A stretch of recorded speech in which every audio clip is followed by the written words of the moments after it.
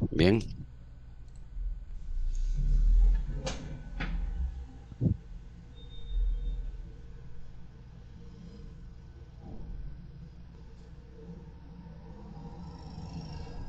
bien, vamos a iniciar la clase resolviendo el examen que se tomó la semana pasada, el día viernes, ¿no? Lo estoy revisando y veo pues muchos, muchos jalados, me está preocupando eso. Hola, hola, hola, hola, Sí, ¿están se ahí? escucha bien claro. Oye, sí, ingeniero, sí, ingeniero. Le decía que este, veo de que parece que no dan la importancia al curso como debe ser, ¿ah? Bueno,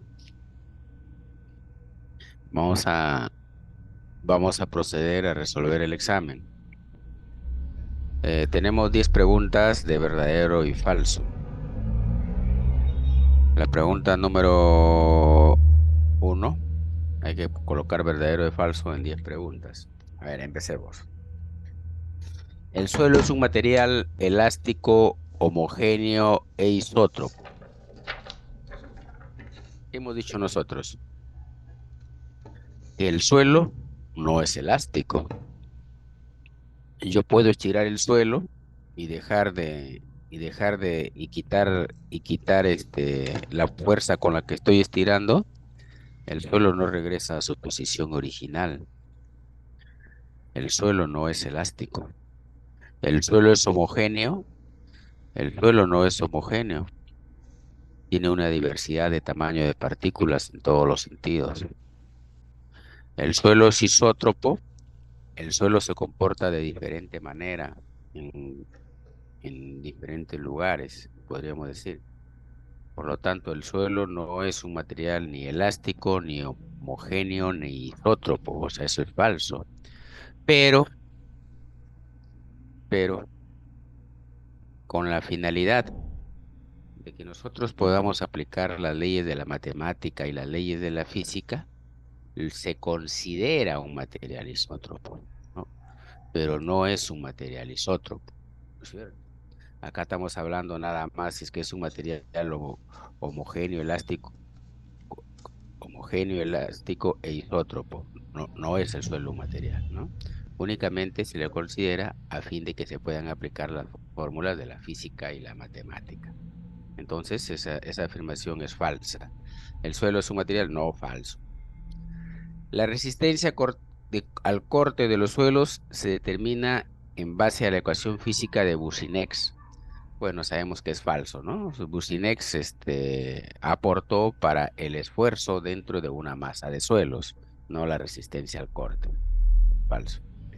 La fricción entre los suelos se define como la adherencia entre las partículas del suelo debido a la atracción entre ellas en virtud de las fuerzas moleculares. Eso es en los suelos finos. En los suelos finos están juntos por esa adherencia que existe entre las partículas. En cambio, la fricción no es debido a fuerzas moleculares. La fricción es algo físico, las fuerzas de rozamiento que hay entre partícula y partícula. Eso es lo que sucede en los suelos gruesos, ¿no? Entonces, la fricción entre los suelos finos se define como la adherencia entre las partículas del suelo debido a la atracción entre ellas en virtud de las fuerzas moleculares. Eso es falso. La ecuación de Boussinex sirve también para determinar los esfuerzos verticales en una esquina de la zapata bajo un suelo a una determinada profundidad. Efectivamente, la ecuación de Boussinex se inventó para eso, ¿no? Claro está que empezó con las cargas puntuales, luego bajo las zapatas, pero bajo las zapatas con la ecuación original de Boussinex, esta ha sido integrada, ¿no? Y matemáticamente se ha demostrado que es la ecuación de Boussinex la que nos sirve para encontrar los esfuerzos en una esquina de una zapata. a una determinada profundidad. O sea, es verdadero. El ángulo de fricción interna de un suelo puede servir para estabilizar un talud. Efectivamente, el ángulo de fricción interna de un suelo, creo que sí hemos hablado algo al respecto. ¿Qué es el ángulo de fricción interna de un suelo? Es el ángulo en el cual el suelo este, eh, está estabilizado, producto de su estado en el que se encuentra.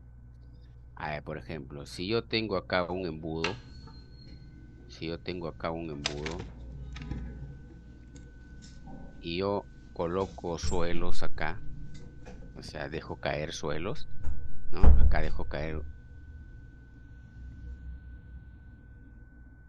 partículas, supongamos arenas,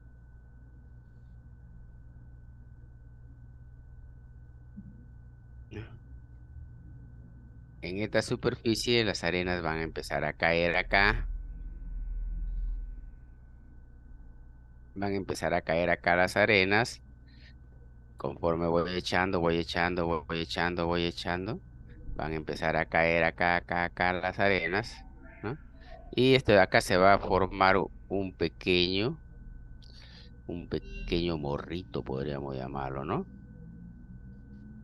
Este pequeño morrito, ¿qué sucede? Se forma únicamente por, por el grado de acomodo de las partículas conforme van cayendo, ¿no?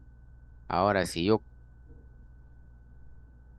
el ángulo de fricción interna, el ángulo de fricción interna de este suelo que está cayendo es este.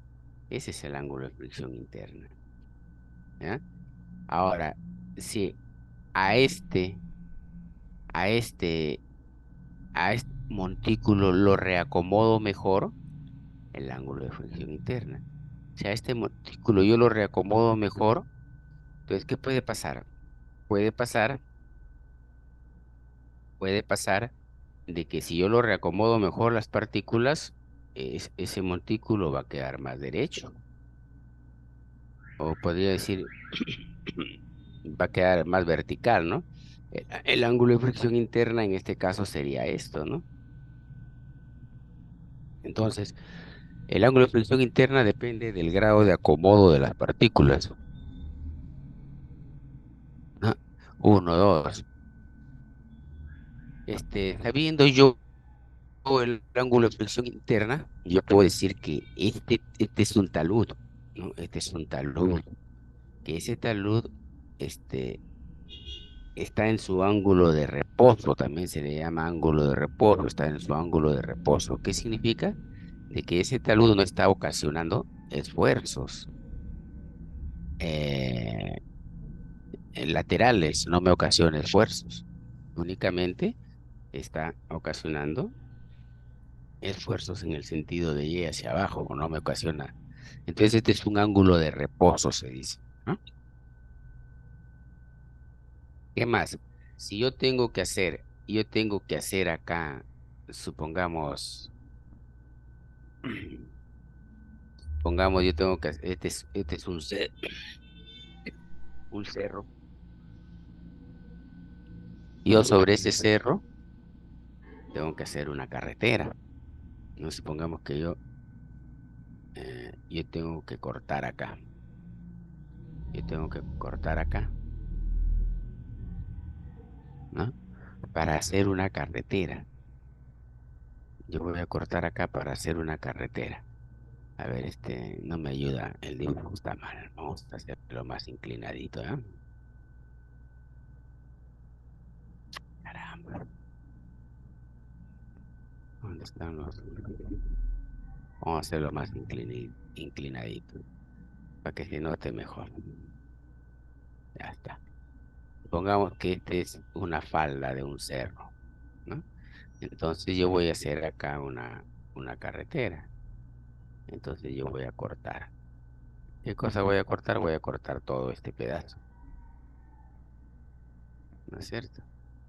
Entonces, una vez que yo he cortado todo ese pedazo, este se llama talud, este es el talud de corte. Digo, este talud de corte, su ángulo de fricción interna es este. Su ángulo de inclinación, ¿no?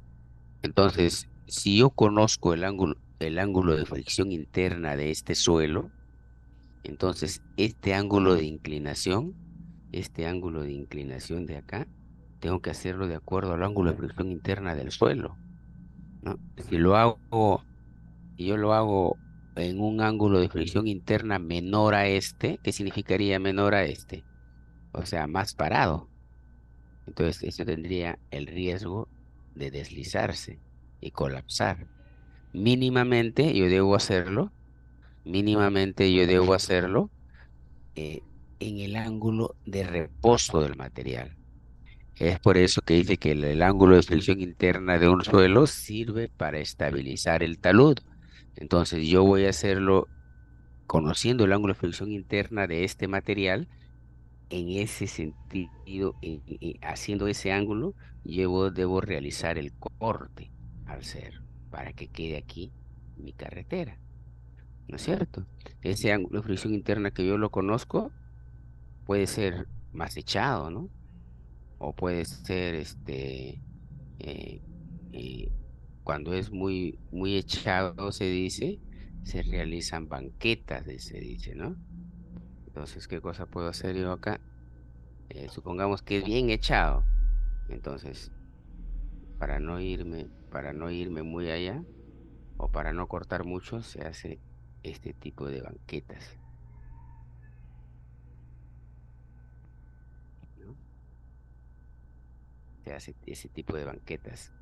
Banquetas se le llama, se le corta con cada inclinación, como si fueran pasos inclinados a cada rato, para no cortar mucho suelo, ¿no? Entonces corto eso y aquí quedó mi pista, ¿no? Este es el talud estabilizado, ¿no? Esa es estabilización de taludes. Entonces, el ángulo de fricción interna de un suelo puede servir para estabilizar un talud. Efectivamente, puede servir para estabilizar un talud, porque esa es la inclinación que tengo que dar al talud de corte, mínimamente. El ángulo de fricción interna de las arcillas dependen de su compacidad relativa. Eso es falso, las arcillas no presentan compacidad relativa, ¿no? El ángulo de fricción interna de las arcillas dependen de compacidad relativa, no. Las arcillas no presentan compacidad relativa, pero las arcillas también tienen ángulo de fricción interna, ¿no? Pero los ángulos de fricción interna de las arcillas tienden a cero, o sea, su valor tiende a cero. ¿Qué significa que tienda a cero su valor? Que en las arcillas se pueden mantener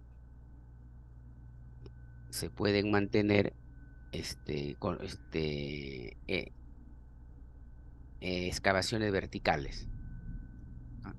Entonces, el ángulo de reposo no va a haber inclinación con la horizontal. El ángulo de reposo es cero.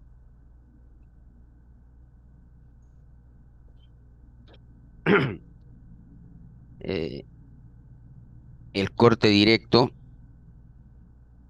puede usarse únicamente en suelos finos. El ensayo de corte directo es para encontrar la cohesión y el ángulo de fricción interna, ¿no?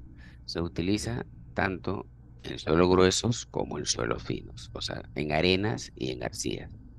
Por lo tanto, la prueba de corte directo se puede usar en suelos finos y gruesos, eso sería falso. El ángulo de fricción interna en los suelos granulares depende del grado de acomodo de sus partículas, ¿no? Verdadero, ¿no? Eso ya lo explicamos, depende del grado de acomodo de sus partículas. A pesar que yo puedo tener un mismo material, ¿no?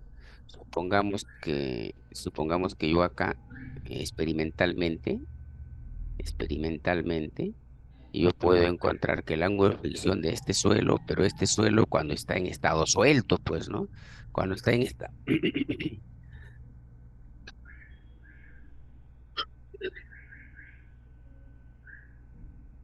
un ratito.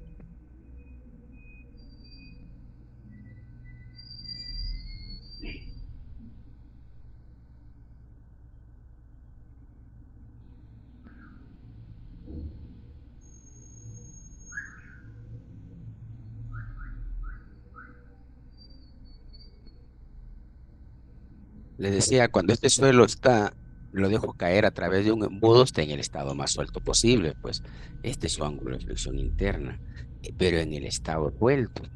Entonces, eso de ahí me sirve únicamente para experimentar cuál es el ángulo de flexión interna en ese suelo en su estado más suelto. Pero los suelos en la naturaleza los encontramos en distintos estados, ¿no? Entonces, el grado de acomodo de sus partículas va a hacer que este suelo, el grado de acomodo de las partículas va a hacer que este suelo tenga su ángulo de fricción interna, su grado de acomodo de las partículas. Y a este suelo de acá le encuentro en la naturaleza de esta manera, ¿no? Le encuentro en la naturaleza de esa manera. Y qué sé yo, voy a llevar este suelo para hacer un relleno en un determinado lugar. Entonces, cuando yo haga el relleno en un determinado lugar, este es su grado de acomodo para un suelo con una densidad natural de esa forma. Si yo aumento esta densidad, yo tranquilamente ya no puedo guardar la misma inclinación, ¿no? Si esa sería la misma inclinación, supongamos, ¿no?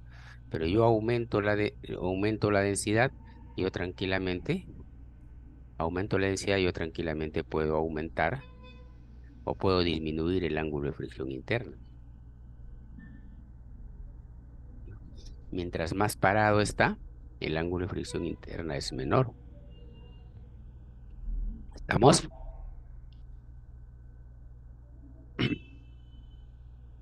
Yo puedo disminuir, o sea, lo puedo colocar más vertical. Yo lo coloco más vertical. ¿Qué pasa cuando yo lo coloco más vertical?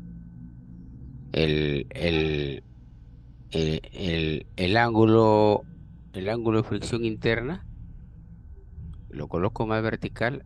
O sea, ¿por qué lo coloco más vertical? Porque he densificado el suelo, o sea, es más denso el suelo. Como está más denso el suelo, su grado de acomodo de sus partículas se ha mejorado. Entonces yo puedo cortar un poco más vertical. ¿Y eso qué significa?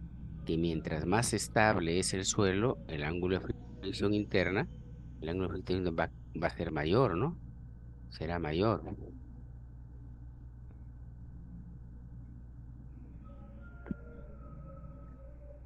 Caramba, estoy escribiendo como un pata. El ángulo de fricción interna va a ser mayor,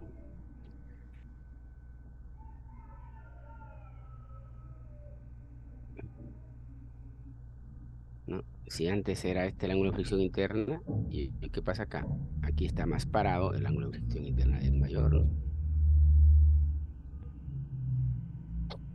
Muy bien. Entonces, el ángulo de fricción interna en los suelos granulares depende del grado de acomodo de partículas, efectivamente.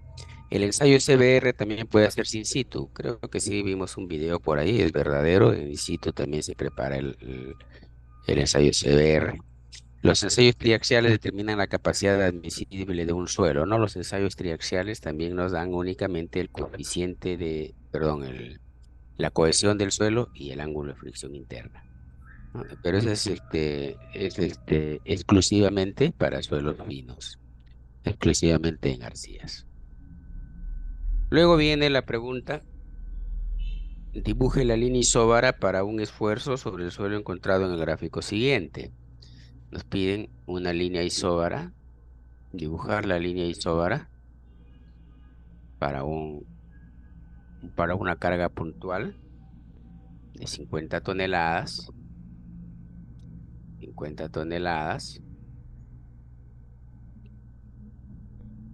una carga puntual de 50 toneladas a una profundidad de 2 metros, ¿no?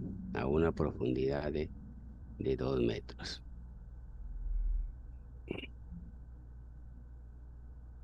Supongamos que aquí están los 2 metros, ¿no? 2 metros de profundidad, el esfuerzo a 2 metros de profundidad. El esfuerzo llega a 2 metros de profundidad producto de una carga puntual en la superficie, ¿no? para eso, nosotros, para eso nosotros, hacemos uso, pues, de nuestra tabla, ¿no?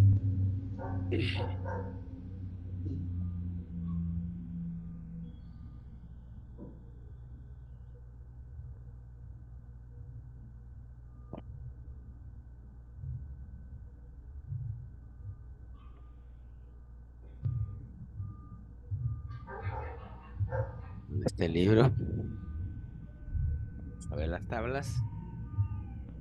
Aquí están las tablas.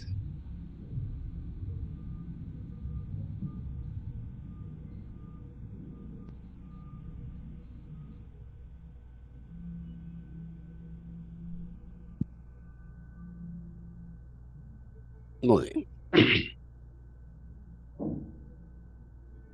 bien. Nosotros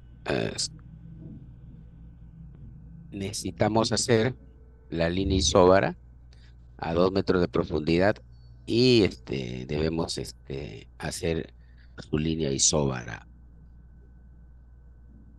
de este esfuerzo puntual. Entonces, primero tenemos que encontrar el esfuerzo a 2 metros, ¿no? El esfuerzo a 2 metros de profundidad va a ser igual a, de acuerdo al, de acuerdo al, de acuerdo a la fórmula que nosotros sabemos, va a ser igual a K sub B, a K sub B multiplicado por P, que es la fuerza, sobre Z al cuadrado. Muy bien. Entonces, primero tengo que encontrar la línea de acción de la resultante. A 2 metros de profundidad, el radio vale cero. Entonces, de acuerdo a nuestro cuadro, de acuerdo a nuestro cuadrito, nosotros sabemos que R entre Z, radio vale cero, cero entre 2 va a ser cero. Entonces, K sub B es 0,4775, ¿no es cierto?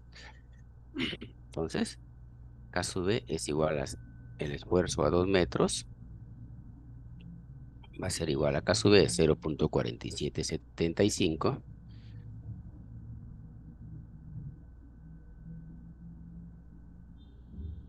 por P, que son 50 toneladas, o 50.000 kilos, si es que lo voy a colocar en kilos por centímetro cuadrado el esfuerzo, 50.000 kilos para que se pueda ver mejor, sobre Z al cuadrado. Z son 2 metros. Al cuadrado serían 200 por 200, ¿no?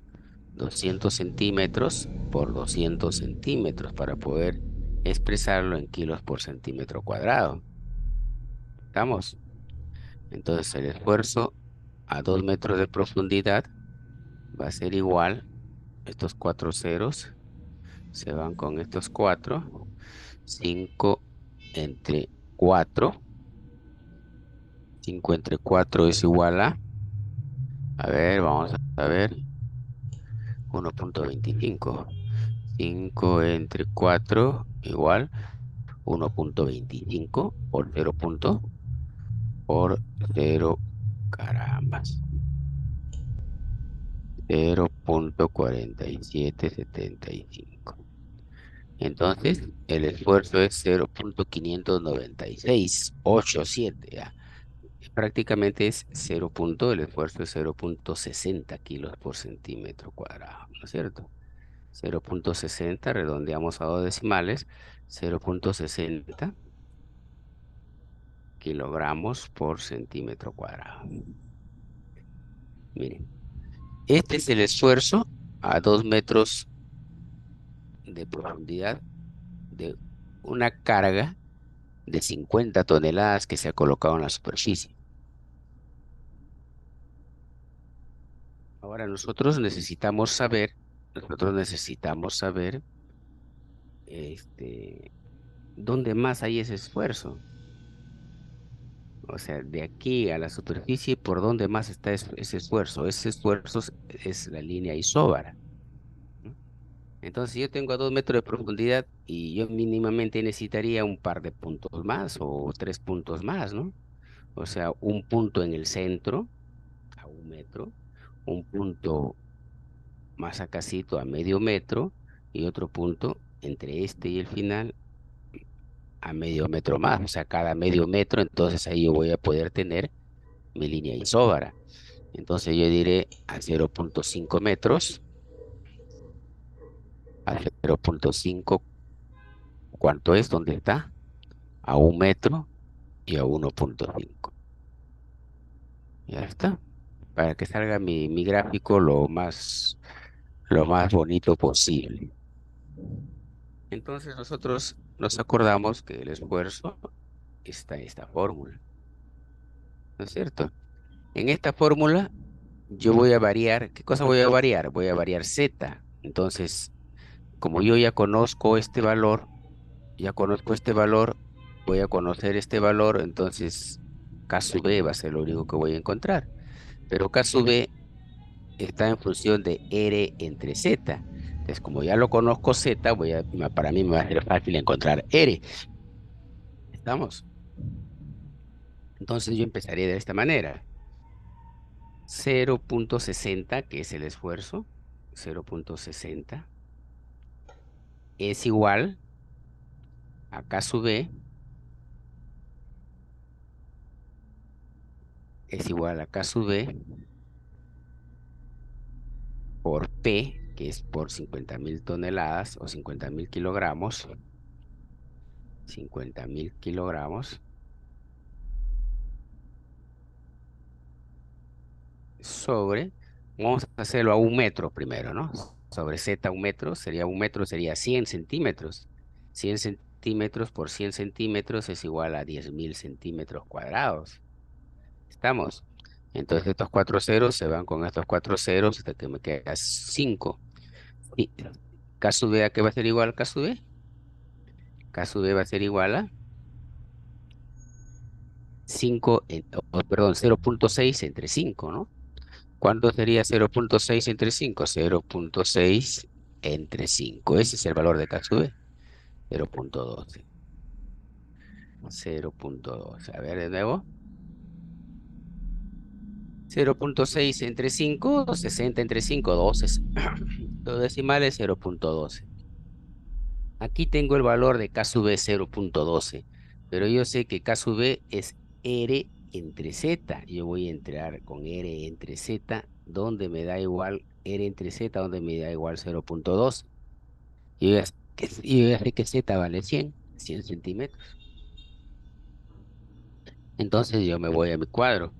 R entre Z 0,12 y esto acá, ¿no? Perdón, K sub B 0,12, K sub B 0,12, acá está K sub B 0,1226. A ver, otro que se aproxima a 0,12, 0,1257, 0,1226, 0,1196. Miren, ¿ve? 0,12, dos decimales nada más. ¿Cuál se aproxima más a 0,12? ¿1196 o 1226? ¿Quién está más cerca a 0,12? 0,1196, ¿sí o no? Entonces, R entre Z, para que me dé 0,1196 o 0,12, R entre Z debe darme 0,86. Entonces, R entre Z es igual a 0,86. Entonces, cuando yo digo R entre Z 0,86, K sub B vale 12. Pero ahora ya tengo acá. ¿A cuánto vale R? ¿Cuánto vale R? R va a valer a 0,86 por, ¿cuánto vale Z? 1 metro por 100, ¿no? Por 100 centímetros. Entonces, R es igual a 0 o R es igual a 86 centímetros. ¿Estamos? Ahora yo voy a, ahora yo voy a, ahora yo voy a comprobar si R vale 86 centímetros, o sea, aquí a 86 centímetros de acá, o sea, si esto aquí es 1 metro, 86 centímetros, acá será otro metro, entonces 86 centímetros va a ser por acá, ¿no? Aproximadamente. Entonces yo digo, R entre Z 0,86. Si R entre Z es 0,86, ¿cuánto vale K sub B? tiene que valer 0.12, ¿no es cierto? R entre Z 0.86, K sub B, ahí está 0.1196, 0.12. Entonces, ya está. Entonces, R 86 centímetros. Para un metro, entonces Z igual un metro o 100 centímetros. Ahí tengo el primer punto, aquí en el centro, el primer punto. Esto de aquí es simétrico, simétricamente va a estar acá, ¿no? Aproximadamente, ahí está. Ahora, cuando R vale 1.5, cuando R vale 1.5 voy a hacer lo mismo, ¿no? 0.60, 0.60 es igual. ¿Cuánto valdrá K sub B, no? K sub B por los 50.000 kilos, siempre valen 50.000 kilos, la fuerza puntual, sobre z al cuadrado 1.5, 150, 150 por 150 es 22.500.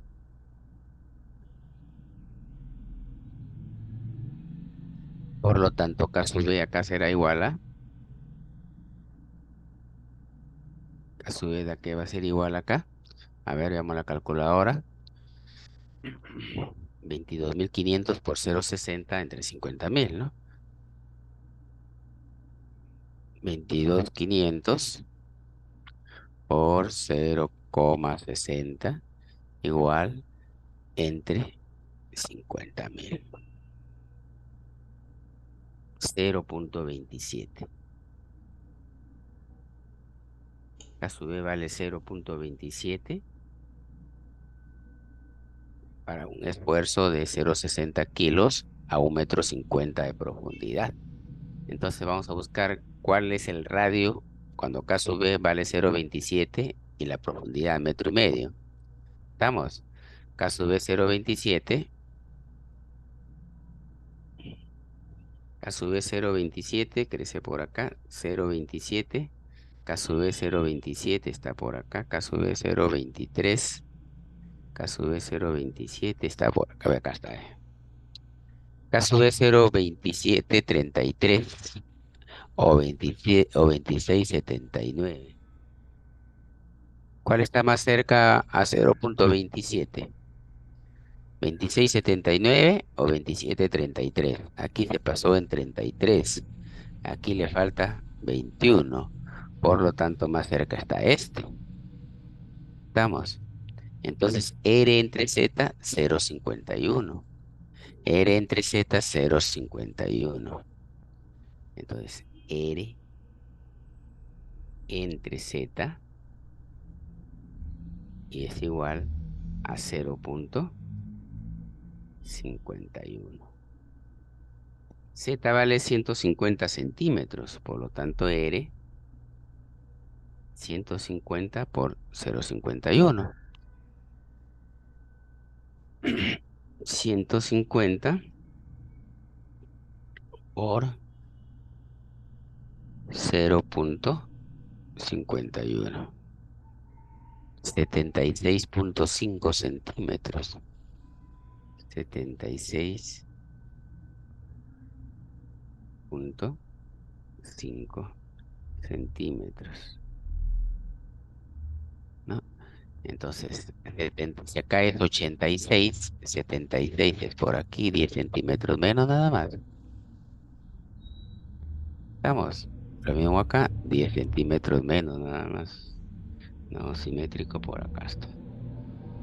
Entonces ya tengo 1, 2, 3, 4, 5 puntos. Pero estoy a 1 metro de la superficie todavía. A ver, veamos a medio metro. Hacemos lo mismo, ¿no? 0.60, 0.60 es igual a K sub B por 50.000 kilogramos. 50.000 kilogramos sobre 50 centímetros por 50 centímetros. Esto 50 por 50 va a ser 2500 centímetros cuadrados, ¿no es cierto? Por lo tanto, caso B acá, ¿cuánto vale caso B acá? Caso B va a ser igual a 0,60, 0,60 por 2500 igual entre 50.000. 1, 2, 3, 4. Igual, caso B vale 0,03. Ahí está. Vamos a ver cuánto es R entre Z. Cuando caso B vale 0,03. A ver, caso B 0,03. Veamos. Caso B 0,03. O sea, 0,3. Está más abajo. 0,6. 0,3. Acá está. 0,39, 0,38, 0,36, 0,35, veamos, 0,31, 0,30, 0,302. Ahí está, ¿ve? Acá está clarito, 0,0302. Este va a ser 0,03. Entonces, para que suceda eso, R entre Z es igual a 1,42. 1,42. Entonces, R entre Z es 1,42. 1,42. Y como Z vale 50, entonces R, para que me dé 1,42, será 50 por 1,42. ¿No es cierto? 50 por 1,42, 1,42 por 50. Igual 71 centímetros. Bueno, ahí están bien pegaditos, están 71 centímetros, ¿no? Entonces este de aquí vale 1,50, vale a 1,50 vale 76 centímetros. Claro que a escala sale mejor. A 1 metro vale 86 y a medio metro 71 centímetros, ¿no? 71, si este aquí es 70 y este aquí es 76, 71 podría ponerlo por acá, ¿no? Un poco más cercano por acá. Y ya está. Y ahí está mi línea isóbara. Claro que a escala saldría más bonito, ¿no? En esta línea, todos los esfuerzos, perdón, en esta línea, todos los esfuerzos en cualquier punto de esa línea isóbara, todos los esfuerzos son iguales, ¿no? ¿Y cuánto es esa igualdad? El esfuerzo es este de acá, 0,60 kilos por centímetro cuadrado. Esa es la línea isóbara, una línea donde todos los esfuerzos son iguales. ¿No es cierto? Claro que yo puedo hacer más puntos, un punto a 0,75, otro punto a 1,25, otro punto a 1,75, entonces tendría más puntos. Mientras más puntos, la línea isóbara me sale más exacta. Y esa sería la solución al problema para trazar la línea isóbara, de trazar la línea isóbara para esa carga puntual, ¿no?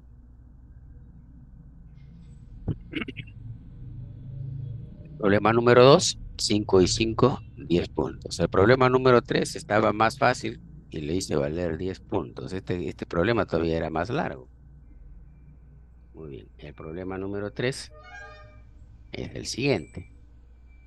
Si calcular la presión, vamos a dejarlo ahí para que lo capturen en la pantalla. Ahí está el problema número 2. Ahora vamos al problema número 3. Ya capturaron su pantalla. Ya muy bien. Al problema número 3. Dije calcular la presión que soporta un punto ubicado a 1 metro debajo del punto B de la zapata en la figura, sabiendo que esta soporta una carga de 100 toneladas, ¿no? La zapata es de 1 metro por 2. Vamos a tratar de esquematizarlo.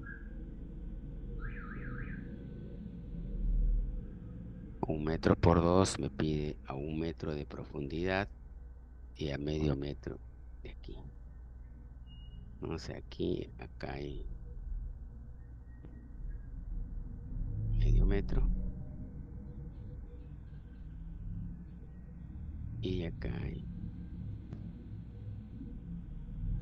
1 metro. No, en planta estamos acá, ¿sí? 1 metro por 2 metros, 1 metro por 2 metros, a medio metro de aquí, ahí está medio metro, ahí está el punto B. Me dice cuánto es el esfuerzo en este punto de una carga de 100 toneladas. Y hay 100 toneladas, ¿no es cierto? 100 toneladas. Entonces esas 100 toneladas se van a distribuir en esta área de esta zapata, en 1 por 2 metros. Y me va a decir cuánto es el esfuerzo aquí, ahí, o sea, a 1 metro de profundidad. ¿Habrá algún esfuerzo? Claro que hay esfuerzo. La ecuación de Boussinex, o la integración de la ecuación de Boussinex nos da el esfuerzo en las esquinas de la zapata. Por lo tanto, yo tengo que, por lo tanto, yo tengo que hacer lo que esto coincida como esquina de zapata. ¿Qué tal si mi zapata es esto? ¿No es cierto? Entonces ya se convirtió en esquina, ¿no? Entonces yo voy a tener acá una zapata y acá tengo otra zapata. Entonces yo puedo decir, para esta zapata inferior, para esta zapata inferior, para esta zapata inferior es esquina, ¿no es cierto? Y para esta zapata superior, para esta zapata superior, esta zapata superior también es esquina.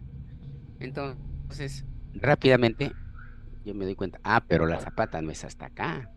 La zapata únicamente es hasta acá. Esta es la zapata, ¿no es cierto? Por lo tanto, este pedazo de zapata es ficticia y este pedazo de zapata es ficticia. Entonces yo diré, si yo lo encuentro aquí y esto lo corro acá, esto de aquí es ficticio. O sea, yo tendría que restar el esfuerzo de esto de acá. Para cuando la haga crecer a mi zapata hasta acá. Entonces el esfuerzo en Z, el esfuerzo en una esquina de una zapata a una determinada profundidad, está dado por la fórmula I por Q, donde Q es la presión de contacto. ¿A qué cosa es igual Q? Q no va a ser otra cosa que la carga, la área. Entonces, que P sobre A. Entonces, ¿cuánto es P? 100.000 kilos. 100.000 kilos, 100.000. 1, 2, 3. ¿Y cuánto es A? A es el área 1 por 2, ¿no? 100 por 200 sería 20.000 20.000 centímetros cuadrados.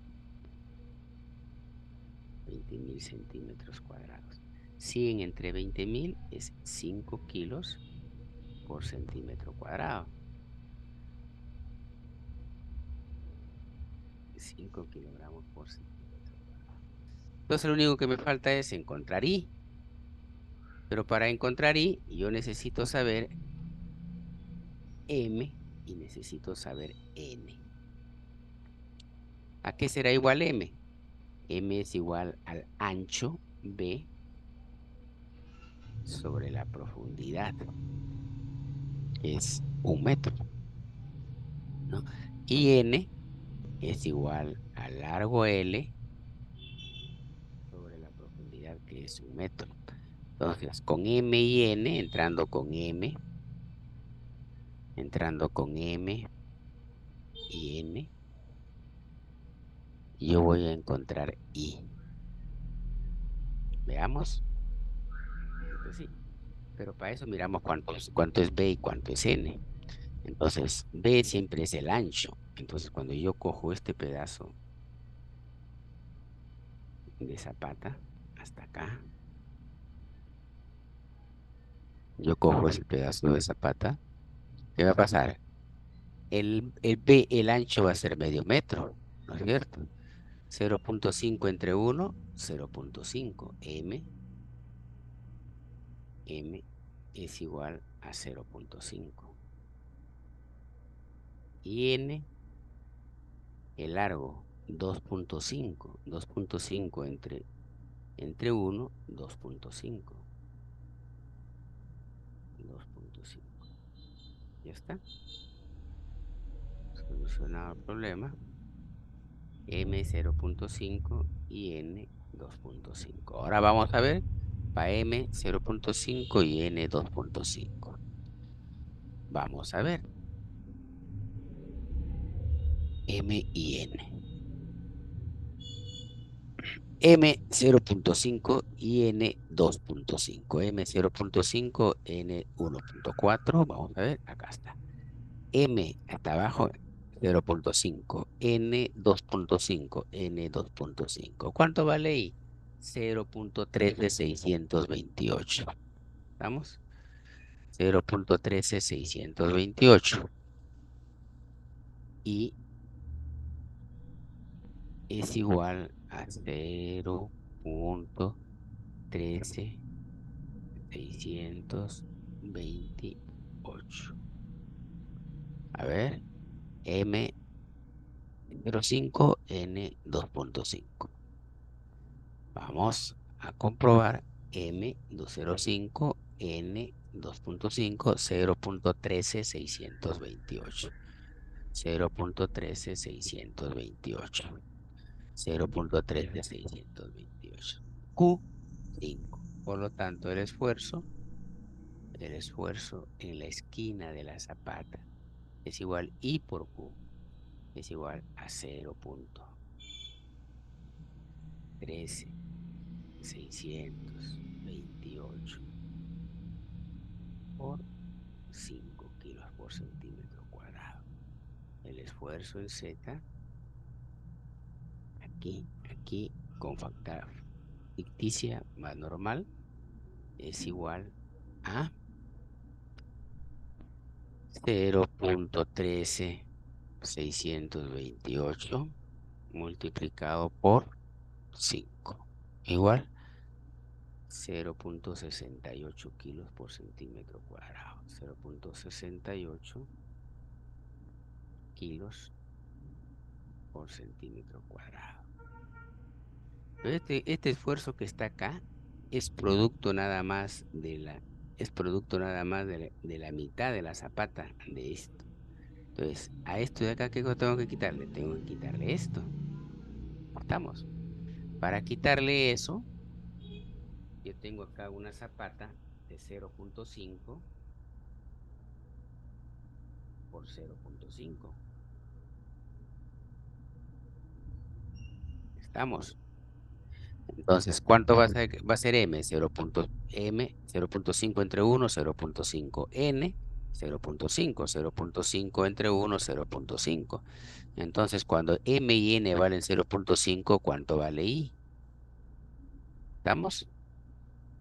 M, 0,5 y N también vale 0,5. ¿Cuánto vale I? Vamos a ver.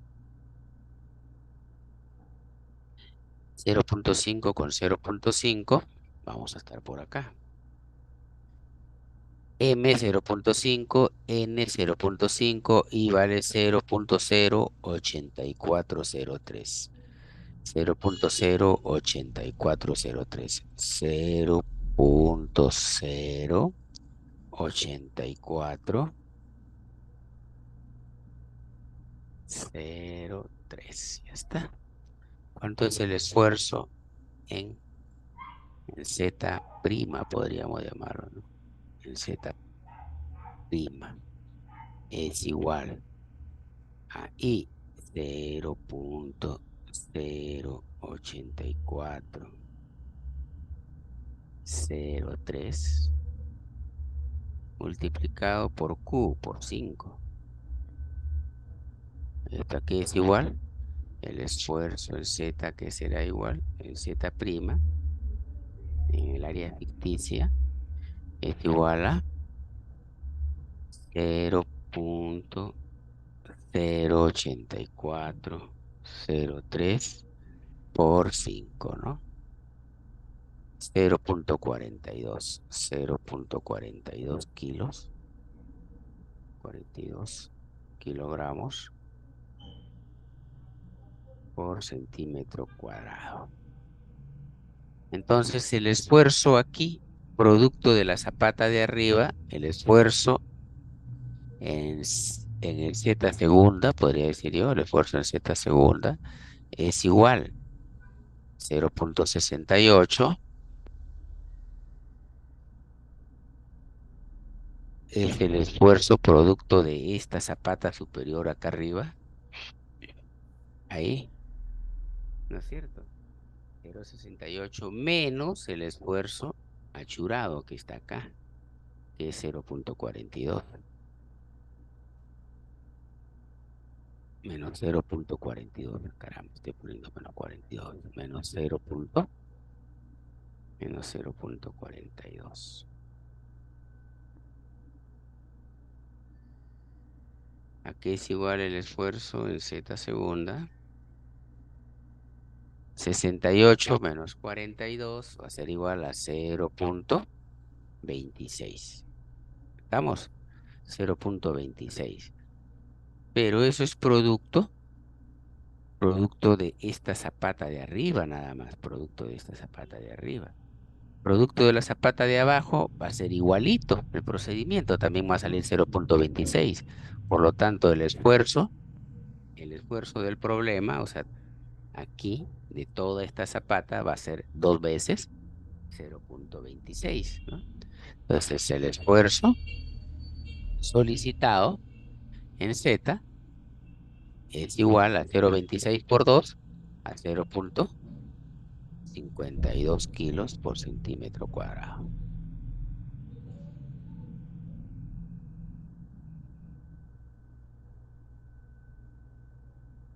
¿Estamos? Eso es todo. ¿Pregunta? El esfuerzo sería el doble, ¿no es cierto? Porque estoy simétricamente. Si esto lo hubiese puesto a un tercio de acá, entonces tendría que ser para arriba y tendría que ser para abajo. Pero como es en el centro, únicamente lo multiplico por 2. El esfuerzo 0.52 kilos por centímetro cuadrado. A ver, 0.5225. Ya tengo por acá. Muy bien. ¿Alguna pregunta? Yo Bien, creo que, profe. yo creo que estaba hablando solo. Ya tomé la foto para... Ya está. Muy bien, señores.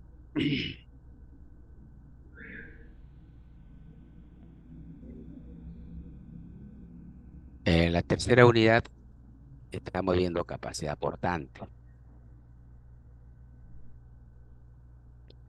¿no es cierto? La tercera unidad estamos viendo capacidad portante. Ya hicimos una práctica sobre la capacidad portante.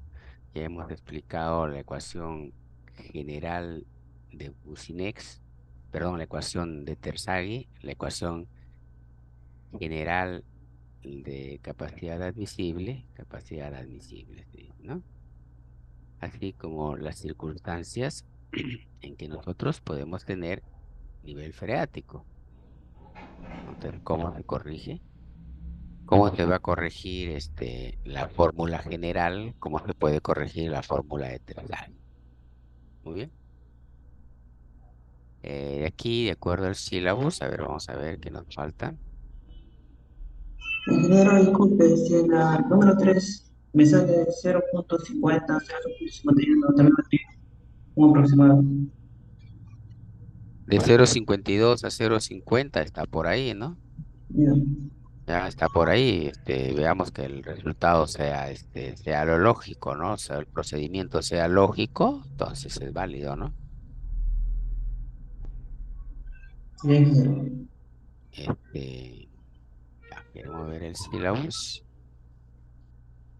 Vamos a ver el sílabus. ¿Dónde está el sílabus?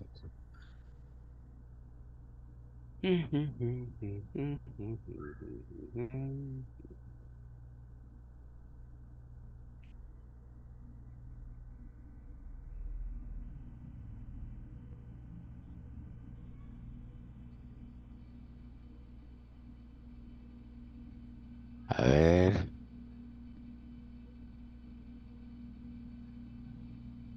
vamos a ver la ecuación de suelos. Cimentaciones superficiales, ya lo vimos. Cimentaciones sobre suelos difíciles. Ah, ya.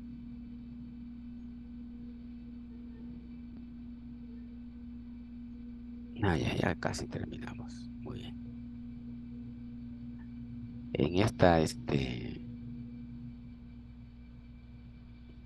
vamos a hacer, a ver, vamos a hacer un ejemplo real. Vamos a hacer un ejemplo real de capacidad admisible el día viernes en la práctica.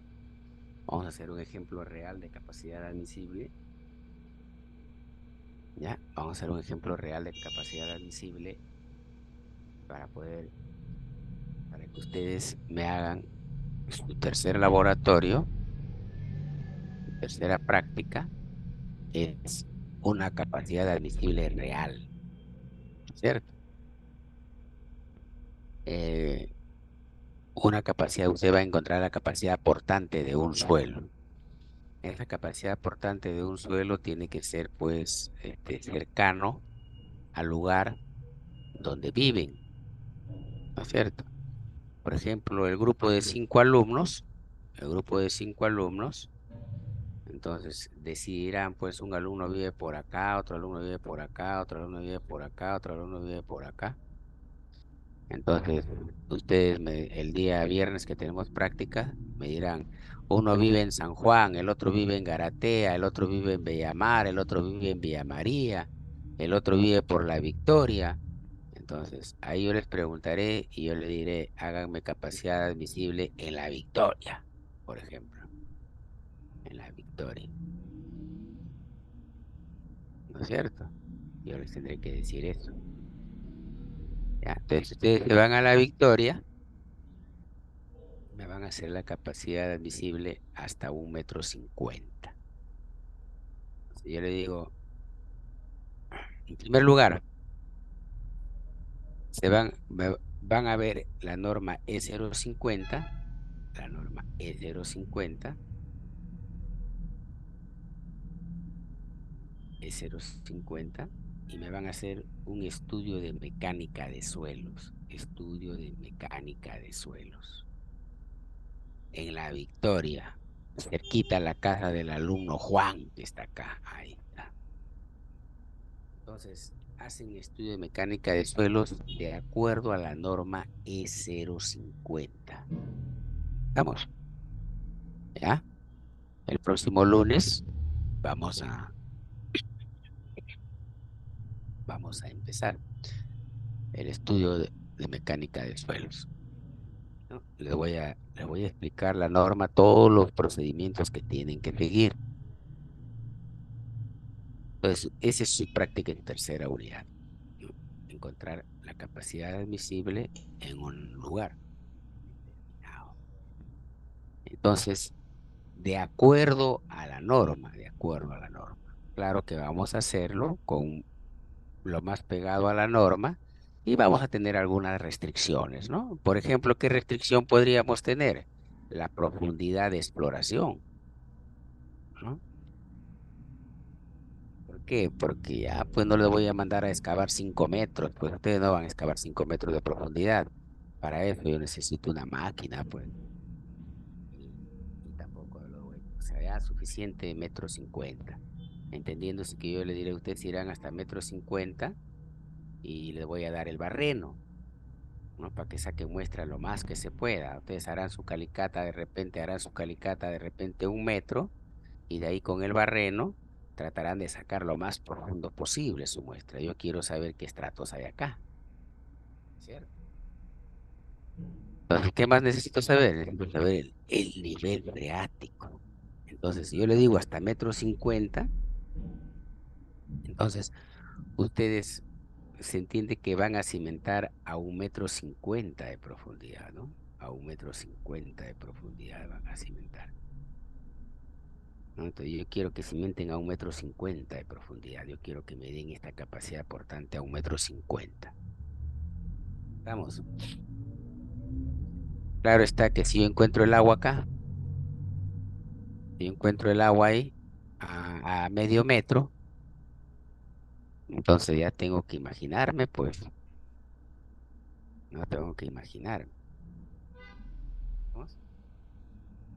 Ya, ya saben ustedes, ya vimos en qué circunstancias en qué circunstancias se corrige la fórmula de Terzaghi o la fórmula general de capacidad admisible, ¿no? Con presencia del nivel freático. Ya vimos cuáles son los parámetros que necesitamos. Los parámetros que necesitamos es phi, es C, ¿qué más hay? Nada más, ¿no? NQ, los Ns, ¿no? ¿Qué más hay? Nada más, es phi, lo más difícil, el peso, lo más difícil, el peso seco, el peso volumétrico seco, ¿no? ¿Cómo voy a encontrar el peso volumétrico seco? Con mi muestreador, pues, ¿no? Con mi muestreador, para eso van a llevar ustedes los instrumentos que necesitan, ¿no? ¿No? Su muestreador tiene acá un cono de volumen conocido. El volumen, el peso del suelo que entra en el muestreador sobre el volumen, es esto, ¿no? Lo sacan el contenido de humedad y les da esto. Con este aquí se trabaja. ¿No es cierto? Esto aquí vamos a tratar de hacerlo en la práctica del día viernes, ¿ya? Ahí les voy a dar también les voy a dar el producto de la tercera unidad. ¿Hay alguna pregunta? El viernes también les entrego sus exámenes. Ya saben la solución, ya pueden calcular cuántos se han sacado. ¿Ya? ¿Alguna pregunta? Todo bien, Ahí no profe. vamos, ahí no vamos a quedar. ¿Ya? Muy bien. Que nos vemos el Ingeniero, día viernes. Dígame. por si acaso, ¿podría subir las diapositivas que proyectó la semana pasada Ah, ya, de de capacidad capacidad admisible. admisible? Sí. Ya, en estos momentos lo pongo en el grupo. Ya, muy bien. Ahí nos vamos a quedar.